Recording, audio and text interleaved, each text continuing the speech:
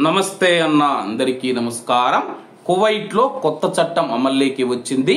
వివరాల్లోకి వెళితే కువైట్ లో అనాధికార విదేశీ జెండాలు మరియు రాజకీయ జెండాలు లేదా చిహ్నాలపైన నిషేధం విధించడం జరిగింది।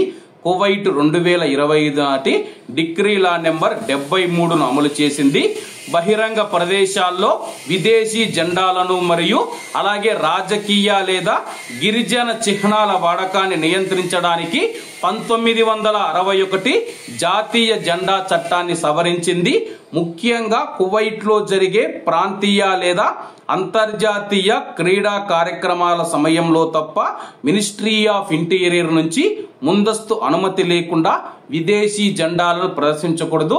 అవి జాతీయ జెండాలు కావచ్చు, లేకపోతే రాజకీయ జెండాలు కావచ్చు, లేకపోతే తమ యొక్క రాష్ట్రాలకు సంబంధించిన జెండాలు కావచ్చు। ఏ జెండాలైనా సరే కానీ కువైట్ లో జరుగుతూ ఉన్న ఏవైనా క్రీడా కార్యక్రమాలు ఉంటే అందులో అనుమతించబడుతుంది జాతీయ జెండాలు। కువైట్ లో మినిస్ట్రీ ఆఫ్ ఇంటీరియర్ నుంచి ముందస్తు అనుమతి పొందితే కానీ కువైట్ లో జెండాలను అయితే ఎగరవేయచ్చు। ఈ విషయాన్ని గుర్తుంచుకోవాలి।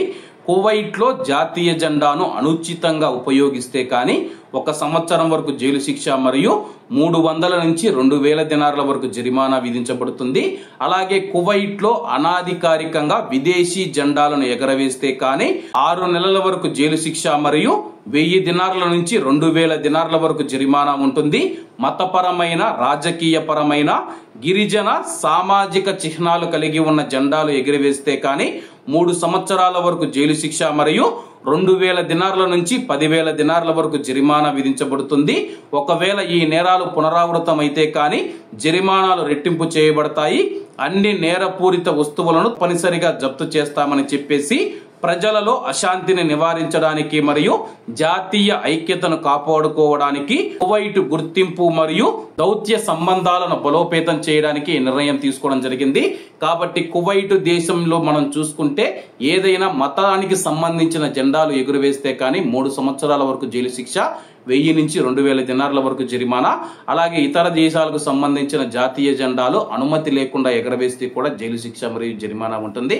కాబట్టి అందరూ బాగుండాలి, అందులో మనం ఉండాలి। అందరికీ నమస్తే అన్న, జై హింద్।